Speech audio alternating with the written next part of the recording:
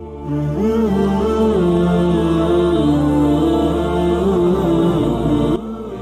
العالمين والعاقبة للمتقين والصلاة والسلام على سيد الأنبياء والمرسلين وعلى آله وصحبه أجمعين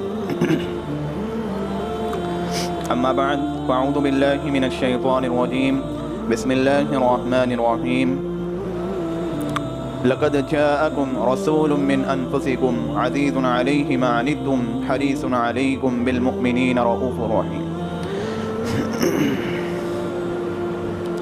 برادران محترم اور برادران عزیز،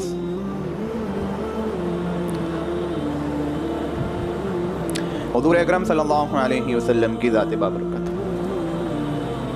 آپ صلی اللہ علیہ وسلم دنیا میں رحمت للعالمین بن کر تشریف لائے۔ آپ صلی اللہ علیہ وسلم امت پر بہت ہی شفیق اور مہربان تھے، اور آپ کی مہربانی قرآن نے فرمایا لقد جاءکم رسول من انفسکم، کہ بے شک تم میں سے ایک عظیم المرتبت پیغمبر وہ تشریف لائے، عزیز علیہ ما عنتم، اور ان کے لیے تمہاری مصیبت یہ بہت بھاری گزرتی ہے۔ عزیز علیہ ما عنتم یعنی حضور اکرم صلی اللہ علیہ وسلم کی ذات اللہ تبارک و تعالیٰ نے ایسی بنائی ہے کہ تم مصیبت میں پڑ جاؤ یا صلی اللہ علیہ وسلم کو گوارا، اور مصیبت میں سب سے بڑی مصیبت اللہ کا عذاب ہے۔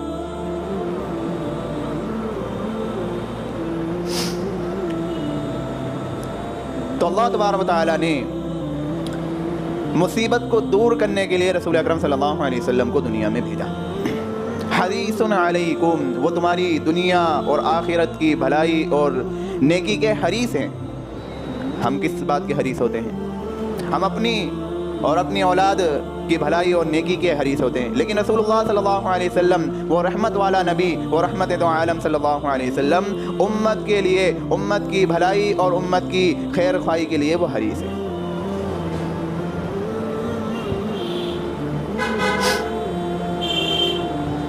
بالمؤمنین رؤوف الرحیم، حریص علیکم بالمؤمنین رؤوف الرحیم، اور وہ رحیم، رؤوف اور رحیم بھی ہیں۔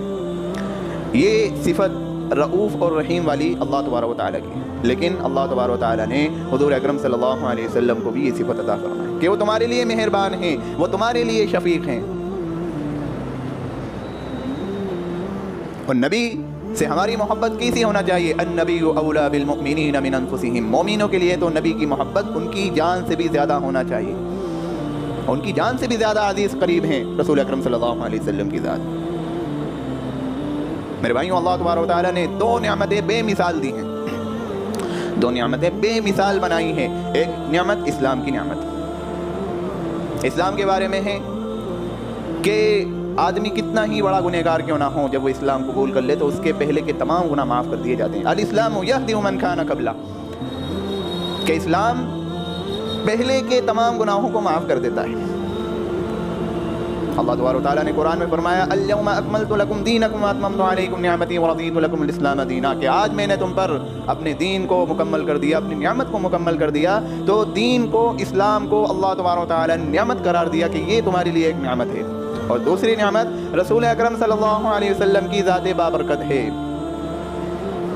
آپ صلی اللہ تبارک و تعالیٰ نے اربوں خربوں نعمتیں ہمارے لیے عطا فرمائی، بلکہ یہ کہا قرآن میں وَإِن تَعُدُّوا نِعْمَتَ اللَّهِ لَا تُحْصُوهَا، کہ اگر تم ہماری نعمتوں کو گننا چاہو، شمار کرنا چاہو تو تم شمار نہیں کر سکتے، تم گن نہیں سکتے۔ اتنی نعمتیں دینے کے باوجود، اتنی نعمتیں اللہ تبارک و تعالیٰ نے ہمیں دی کہ انسان یہ چل پھر رہا ہے، انسانوں کو اللہ تبارک و تعالیٰ نے دو آنکھیں دی، احسان نہیں جتلایا۔ اللہ تبارک و تعالیٰ نے انسانوں کو زبان دی، بولنے کی طاقت دی، لیکن احسان نہیں جتلایا۔ اللہ تبارک و تعالیٰ نے انسانوں کو دل و دماغ دیے، سوچنے کی طاقت دی، لیکن احسان نہیں جتلایا۔ لیکن ایک ایسی ہستی کہ اس کے آنے پر، اس کے بھیجنے پر، اس کے مبعوث کرنے پر اللہ تبارک و تعالیٰ نے احسان جتلایا۔ لقد من اللہ علی المؤمنین اذ بعث فیہم رسولا، کہ اللہ تبارک و تعالیٰ نے مومنوں پر یہ احسان کیا کہ ان میں ایک رسول مبعوث فرما دیا۔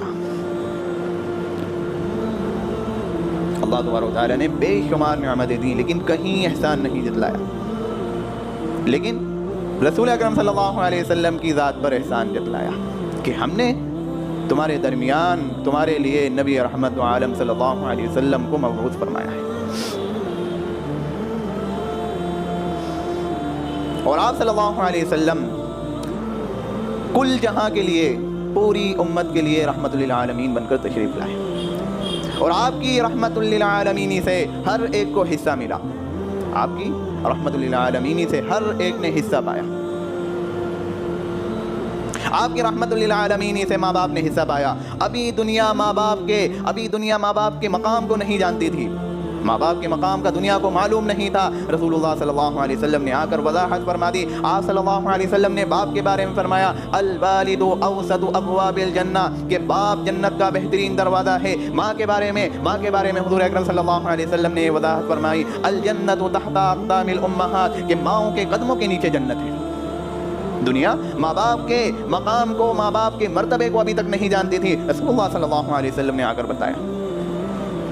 آپ صلی اللہ علیہ وسلم نے یہ بات بتائی کہ جو بیٹا یا بیٹی اپنے والدین کو ایک محبت اور عقیدت کی نظر ڈال کر دیکھ لے تو اس کو حج اور عمرے کا ثواب مل جائے گا۔ لیکن ماں باپ کا دل دکھا کر ہم حج عمرہ کرنے کے لیے ظاہری طور پر جا رہے ہیں، ماں باپ ہم سے ناراض ہیں، ماں باپ کے ساتھ ہماری نہیں بنتی۔ رسول اللہ صلی اللہ علیہ وسلم نے تو یہ تعلیم نہیں دی۔ آپ صلی اللہ علیہ وسلم نے ماں کا بھی مرتبہ بتا دیا، آپ صلی اللہ علیہ وسلم نے باپ کا بھی مرتبہ بتا دیا، آپ صلی اللہ علیہ وسلم کی رحمت للعالمین سے بیٹی کو بھی حصہ ملا۔ وہ عرب لوگ جو بیٹیوں کو زندہ دفن کر دیا کرتے تھے، زندہ درگور کر دیا کرتے تھے، وہ عرب لوگ کہ جب بیٹی کی پیدائش آتی تو ان کے آنکھوں پر سیاہی آ جاتی تھی، ان کی پیشانیوں پر بل آ جاتے تھے، وہ بیٹیوں کو پسند نہیں کیا کرتے تھے۔ آپ صلی اللہ علیہ وسلم دنیا میں تشریف لائے، آپ صلی اللہ علیہ وسلم نے بیٹی کو ان کے حقوق دلائے۔ آپ صلی اللہ علیہ وسلم نے فرمایا، آپ نے فرمایا کہ جس کے گھر میں دو بیٹیاں ہوں، جس کے گھر میں دو بیٹیاں ہوں اور وہ ان کی اچھی طرح پرورش کرے، اچھی طرح تربیت کرے، یہاں تک کہ وہ بلوغیت کی عمر کو پہنچ جائیں، تو وہ میرے لیے، وہ جنت میں میرے ساتھ ایسا ہی ہوگا جیسے ہاتھ کی دو انگلیاں ہوتی ہیں۔ آپ صلی اللہ علیہ وسلم نے اشارہ کر کے بتایا جیسے ہاتھ کی دو انگلیاں ہوتی ہیں ویسے ہی وہ جنت میں میرے ساتھ ہوگا۔ تو بیٹی زحمت نہیں ہوتی، بیٹی رحمت ہوتی ہے۔ آپ صلی اللہ علیہ وسلم کی رحمت للعالمین سے بیوی کو بھی حصہ ملا۔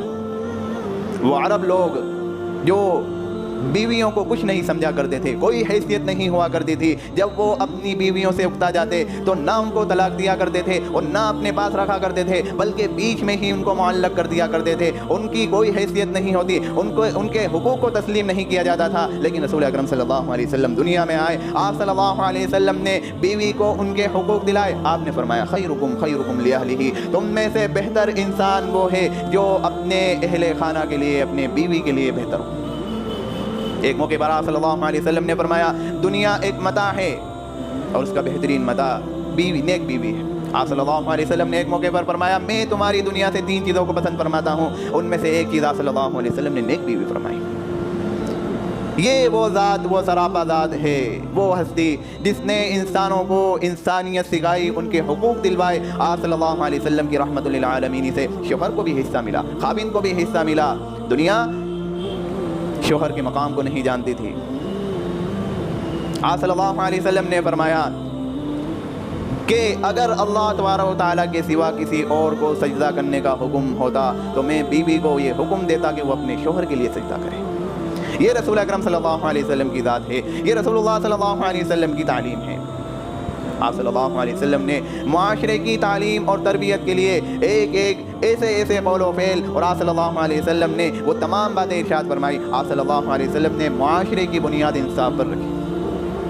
آپ نے فرمایا وَأَقْسِطُوا إِنَّ اللَّهَ، اللہ تبارک و تعالیٰ کا ارشاد وَأَقْسِطُوا إِنَّ اللَّهَ يُحِبُّ الْمُقْسِطِينَ، انصاف کرو، اللہ تبارک و تعالیٰ انصاف کرنے کو پسند فرماتے ہیں۔ کفر سے حکومت چل سکتی ہے لیکن ظلم سے حکومت نہیں چل سکتی۔ اگر تم چاہتے ہو کہ تمہارا معاشرہ ایک پرسکون اور مثالی معاشرہ بن جائے تو انصاف کرنا ہوگا۔ انصاف بھی وہ جو نظر آئے کہ انصاف ہو رہا ہے۔ رسول اللہ صلی اللہ علیہ وسلم نے عفو درگزر کی تعلیم دی۔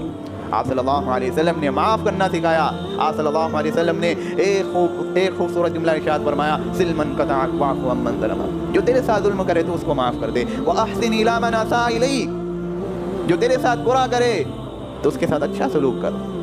یہ رسول اللہ صلی اللہ علیہ وسلم کی تعلیم ہے. آپ صلی اللہ علیہ وسلم نے ایثار کی تعلیم دی, یعنی اپنے اوپر اپنے بھائیوں کو فوقیت دو, اپنے اوپر اپنے بھائیوں کو فوقیت دو. صحابہ کرام کہ اس طرح سے آپ صلی اللہ علیہ وسلم نے ان کو ایسی تربیت اور تعلیم دی کہ صحابہ کرام یہاں تک پہنچ چکے تھے کہ وہ واقعہ جنگ یرموک کا واقعہ ہے کہ ایک صحابی وہ کمزوری کی وجہ سے ان کو ڈی ہائیڈریشن ہو چکی ہے, بلیڈنگ کی وجہ سے کمزوری آ چکی ہے, وہ زخمی پڑے ہوئے ہیں اور ان کی زبان سے نکلتا ہے العطش, یعنی پیاس. پیاس وہ شدت والی پیاس ہے, زخمی پڑے ہوئے ہیں, پیاس کی شدت میں زبان سے پیاس نکل رہا ہے. تو ان کے ایک چچا زاد بھائی وہ ایک پانی کا مشک لے کر آتے ہیں, پانی ہے اس میں, ان کو بٹھاتے ہیں اور پانی پلانے لگتے ہیں. اچانک دوسری طرف سے ایک زخمی کی طرف سے آواز آتی ہے, وہی آواز العطش, یعنی ادھر بھی پیاس لگی ہے. وہ اپنا منہ بند کر لیتے ہیں, ادھر اشارہ کرتے ہیں جاؤ وہاں جا کر پانی پلاؤ. جب وہ وہاں پر پانی پلانے کے لیے جاتے ہیں, ان کو پانی پلانے لگتے ہیں, اچانک تیسری طرف سے وہی آواز آتی ہے العطش, یعنی پیاس. تو وہ بھی اپنا منہ بند کر لیتے ہیں اور ادھر اشارہ کر دیتے ہیں جاؤ وہاں جا کر پانی پلاؤ. جب وہ وہاں پر پہنچتے ہیں تو وہ اللہ کو پیارے ہو چکے ہوتے ہیں. جب پھر دوڑ کر دوسرے کی طرف آتے ہیں, وہ بھی اللہ کو پیارے ہو چکے ہوتے ہیں. پھر وہ آ کر تیسرے پہلے کی طرف آتے ہیں, وہ بھی شہید ہو چکے ہوتے ہیں. یعنی آخری وقت میں بھی وہ اپنے اوپر اپنے بھائیوں کو ترجیح دینے والے بن گئے تھے.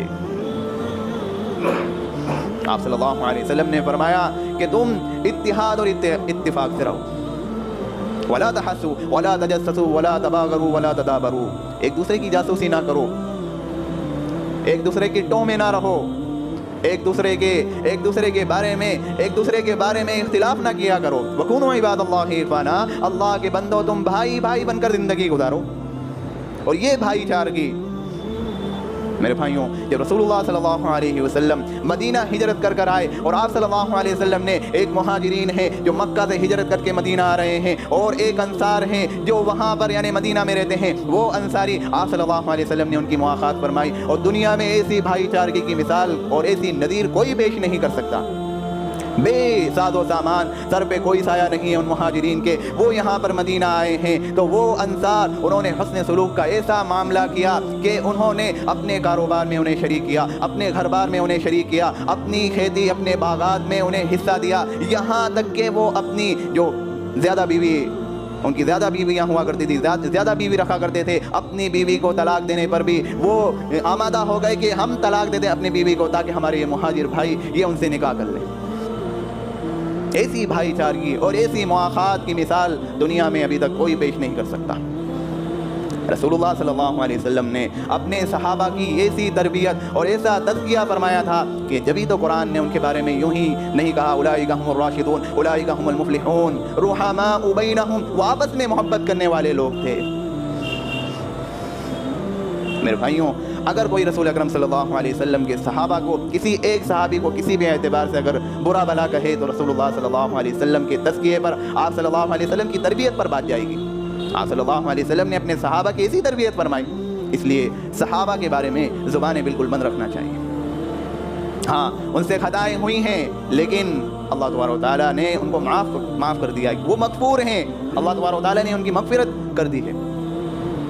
رسول اللہ صلی اللہ علیہ وسلم کی ذات سرابہ ہدایت اور رحمت والی ہے. آپ صلی اللہ علیہ وسلم جب مکہ سے مدینہ ہجرت کر آئے تو ایک صحابی فرماتے ہیں کہ جس دن ہمارے آقا سرکار دو عالم خاتم الانبیاء مدینہ منورہ میں ہجرت کر آئے تو اس دن مدینہ کی ہر در و دیوار چمکتی ہوئی نظر آ رہی تھی, ہر طرف نور ہی نور نظر آ رہا تھا.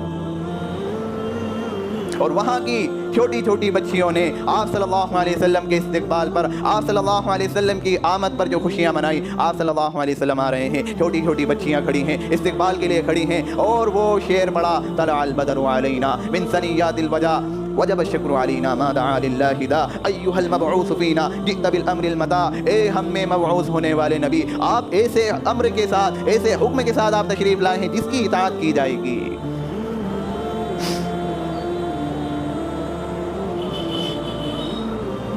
میرے بھائیوں, دنیا میں کوئی مومن, کوئی مومن ایسا نہیں ہو سکتا جو اللہ کو مانتا ہو اور اللہ کے اس پیغمبر کو نہ مانے، اللہ کے اس رسول کو نہ مانے، کوئی ایسا نہیں ہو سکتا۔ ہر ایک کے دل میں النبی اولی بالمؤمنین من انفسہم ہونا چاہیے، نبی سے ہماری محبت ہماری جانوں سے زیادہ ہونا چاہیے۔ تو دنیا میں ایسا کوئی انسان نہیں جو اللہ کو تو مانتا ہو، اللہ کے حبیب، اللہ کے اس پیارے نبی، اللہ کے اس پیغمبر کو نہ مانتا۔ قرآن نے رسول اکرم صلی اللہ علیہ وسلم کے اوصاف کو، قرآن نے رسول اکرم صلی اللہ علیہ وسلم کی اس خوبصورتی کو کیا پیارے انداز میں بیان کیا۔ جب آپ صلی اللہ علیہ وسلم کے چہرے کی بات آئی، آپ صلی اللہ علیہ وسلم کا وہ مبارک چہرہ، آپ صلی اللہ علیہ وسلم کا وہ خوبصورتی والا چہرہ، جب چہرے کی بات آئی تو قرآن نے کہا والضحیٰ۔ جب آپ صلی اللہ علیہ وسلم کے زلفوں کی بات آئی تو قرآن نے کیا کہا؟ واللیل کہا۔ جب آپ صلی اللہ علیہ وسلم کے دانتوں کی بات آئی تو قرآن نے یاسین کہا۔ جب آپ صلی اللہ علیہ وسلم کے سینے مبارک کی بات آئی تو قرآن نے الم نشرح لک صدرک کہا۔ جب آپ صلی اللہ علیہ وسلم کے اخلاق عظیمہ کی بات آئی تو قرآن نے کہا انک لعلی خلق عظیم۔ آپ کی چادر کی بات آئی یا ایھا المدثر، آپ کے کمل کی بات آئی یا ایھا المزمل، اور آپ کے آنکھوں کی بات آئی ما زاغ البصر وما طغى کہا۔ اور جب آپ کے آنے کی بات آئی تو قرآن نے لقد جاءکم رسول من انفسکم عزیز علیہ ما عنتم حریص علیکم بالمؤمنین رؤوف رحیم کہا۔ اور جب آپ کی رحمت کی بات آئی تو قرآن کہہ رہا ہے وما ارسلناک الا رحمۃ للعالمین۔ اور جب آپ کی حیثیت کی بات آئی تو قرآن نے سراجا منیرا کہا، اور کہیں رؤوف کہا، کہیں رحیم کہا۔ یہ رسول اللہ صلی اللہ علیہ وسلم کے اوصاف حمیدہ ہیں، یہ رسول اللہ صلی اللہ علیہ وسلم کے یہ خوبصورتی ہے۔ ایک شاعر حسان بن ثابت آپ صلی اللہ علیہ وسلم کی خوبصورتی کو اس طرح سے بیان کرتے ہیں وَأَحْسَنَ مِنْكَ لَمْ تَرَ قَطُّ عَيْنِي وَأَجْمَلَ مِنْكَ لَمْ تَلِدِ النِّسَاءُ كَمَا خُلِقْتَ مُبَرَّأً مِنْ كُلِّ عَيْبٍ كَأَنَّكَ قَدْ خُلِقْتَ كَمَا تَشَاءُ۔ پورے شعر میں حسان بن ثابت رضی اللہ عنہ نے آپ صلی اللہ علیہ وسلم کی خوبصورتی کو بیان کیا۔ آخر میں فرمایا کہ آپ صلی اللہ علیہ وسلم کو تو ایسا خوبصورت بنایا ہے جیسے کہ آپ صلی اللہ علیہ وسلم خود چاہتے تھے۔ آپ صلی اللہ علیہ وسلم کی خوبصورتی کو صحابہ نے اس طرح سے محفوظ کیا ہے۔ آپ صلی اللہ علیہ وسلم کی ایک ایک چیز، آپ صلی اللہ علیہ وسلم کی آنکھیں کیسی تھی، آپ صلی اللہ علیہ وسلم کی آنکھیں گول اور سیاہی بھری تھی، آپ کی پلکیں بڑی بڑی تھی۔ یہ صحابہ نے ایک ایک چیز کو محفوظ کر دیا تاکہ آنے والی امت جنہوں نے نبی کو دیکھا نہیں، لیکن جب نبی کے اوصاف اور نبی کی خوبصورتی ان کے سامنے بیان کی جائے تو وہ بھی آپ صلی اللہ علیہ وسلم کی خوبصورتی کو اپنے تصور میں سنبھالیں کہ ہاں رسول اللہ صلی اللہ علیہ وسلم ایسے ہوتے، رسول اللہ صلی اللہ علیہ وسلم کا چہرہ ایسا تدویر بالوجہ، آپ صلی اللہ علیہ وسلم کا چہرہ کسی قدر گولائی لیے ہوئے تھا، پورا گول نہیں تھا۔ آپ صلی اللہ علیہ وسلم لمبے بال رکھا کرتے تھے، بالوں کی 3 قسمیں، ایک جمہ، ایک لمہ، ایک وفرا۔ میرے بال جو آپ کو دکھ رہے ہیں یہ وفرا ہیں، وفرا کہتے ہیں جو کاندھوں سے لگ جائیں، ایک جمہ کہتے ہیں جو کانوں کی لو تک ٹکرائیں، اور ایک لمہ کہتے ہیں جو کاندھے اور کانوں کی لو سے درمیان یعنی کانوں کی لو سے نیچے اور کندھے سے اوپر، اس کو لمہ کہتے ہیں۔ رسول اللہ صلی اللہ علیہ وسلم نے یہ بال رکھے ہیں۔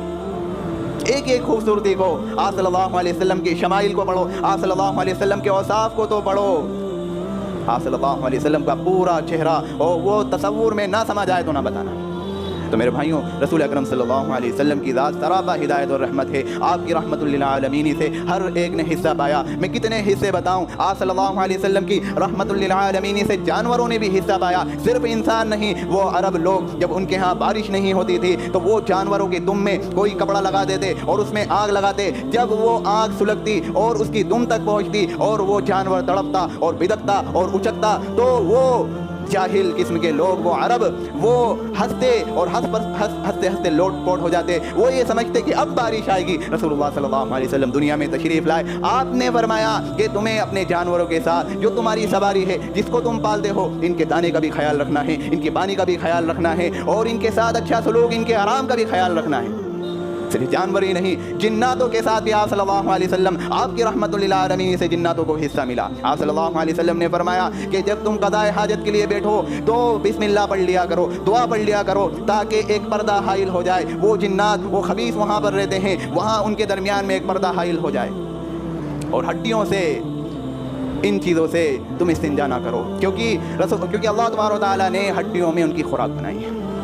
اور اتنا ہی نہیں، مردوں کے لیے بھی، جنات، انسان بھی نہیں جنات بھی، اور نباتات جمادات جتنی مخلوقات ہیں وہ سب تو رحمت للعالمین کے صدقے ان سب کو حصہ ملا، لیکن مردوں کو بھی حصہ ملا جو لوگ اس دنیا سے جا چکے ہیں۔ آپ نے فرمایا اذکروا محاسن موتاکم، تم اپنے جو فوت ہو چکے ہیں، جو مر چکے ہیں، ان کے بارے میں اچھائیاں بیان کیا کرو، اگرچہ وہ غلط تھے، اگرچہ ان میں ہزار خرابیاں تھیں، لیکن تم ان کی اچھائیاں ہی بیان کیا کرو۔